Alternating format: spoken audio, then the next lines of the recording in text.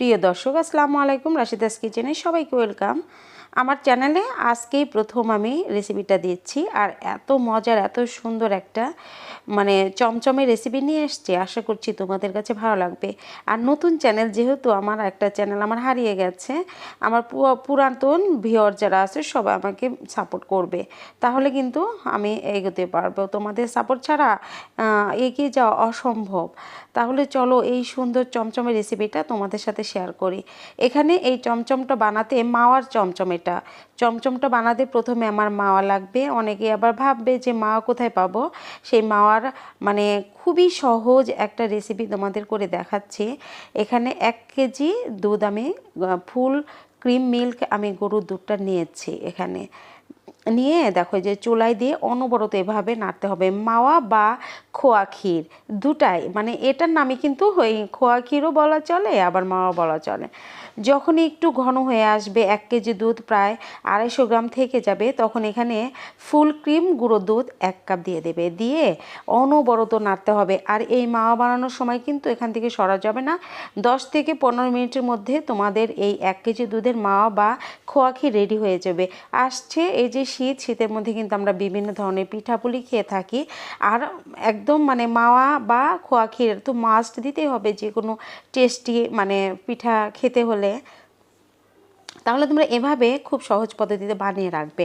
দেখো এই যে যখন একদম দুধটা শুকে একদম ঘন হয়ে আসবে, তখন এই যে আমি যেরকমভাবে চামচ দিয়ে একদম যেতে যেতে নেড়ে নিচ্ছি, ভিতরে যদি কোনো ময়শ্চারাইজার থাকে তাহলে সেটা মরে যাবে। দেখো এই যে এরকমভাবে নেড়ে নেড়ে তোমাদের এই মাওয়া বা খোয়া ক্ষীর বানাতে হবে। এখান থেকে একটু সরা যাবে না কিন্তু, তাহলে চট করে একদম নিচে পোড়া লেগে যায়।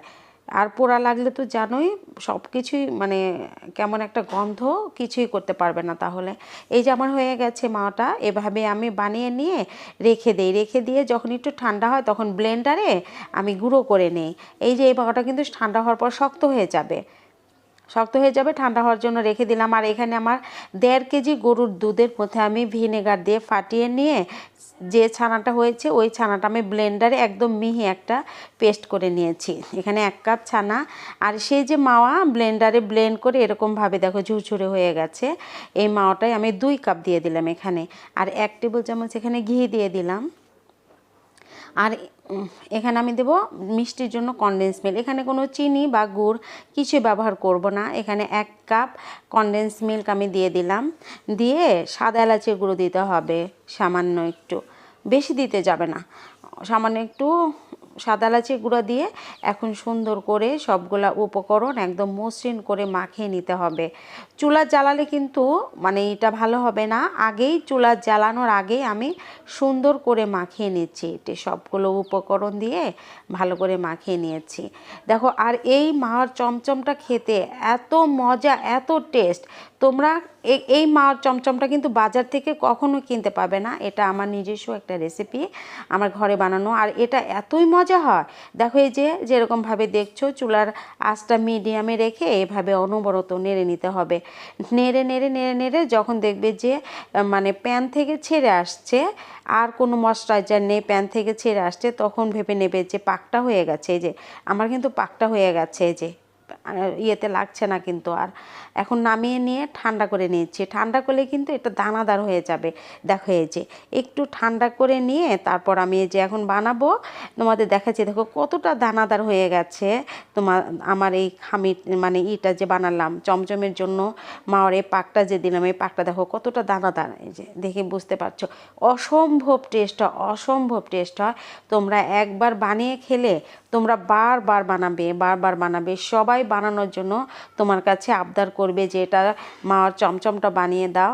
এটা তো বাজার থেকে কিনতে পারবে না। আর অনেকেই যারা মিষ্টি আইটেম নিয়ে বিজনেস করতে চাচ্ছ, তারা কিন্তু আমাদের আইটেমে এই আইটেমটা রাখতে পারো। মাওয়ার চমচম খেতে ভীষণ মজা, সবাই খেয়ে ভীষণ পছন্দ করবে।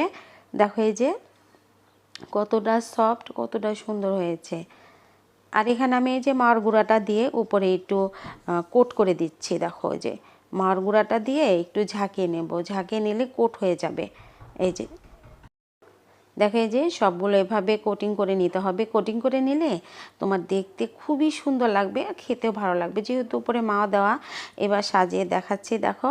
আর এটা ফ্রিজে রেখে 10-12 দিন এরকম সফটই থাকবে, খেতে পারবে। খুবই মজা, এক কথায় খুবই অসাধারণ একটা মিষ্টি রেসিপি তোমাদের সাথে শেয়ার করলাম। আর এই মাওয়ার চমচমটা আমার ভীষণ ফেভারিট, ভীষণ পছন্দ। এখানে দেখো গোলাপ জল দিয়ে একটু স্যাফরনটা ভিজিয়ে রেখেছিলাম, সেই স্যাফরনের পানিটা দিচ্ছি।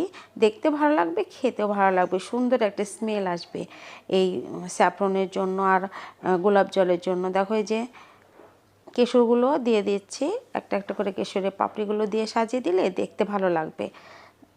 দেখো কতটা সুন্দর হয়েছে, আর ভিতরটা দেখো কতটা দানাদার আর একদম সফট তুলোর মতো। যে একটা খাবে খেয়ে থামবেই না, খেতেই থাকবে, কথা দিচ্ছি আমি, এত মজা। আর আমার এই চ্যানেলে যারা পুরাতন ভিউয়ার যারা আসো, তারা আমার চ্যানেলটাকে সাবস্ক্রাইব করো আর লাইক কমেন্ট শেয়ার করো বেশি বেশি করে। তোমাদের সাপোর্ট ছাড়া এগুলো অসম্ভব।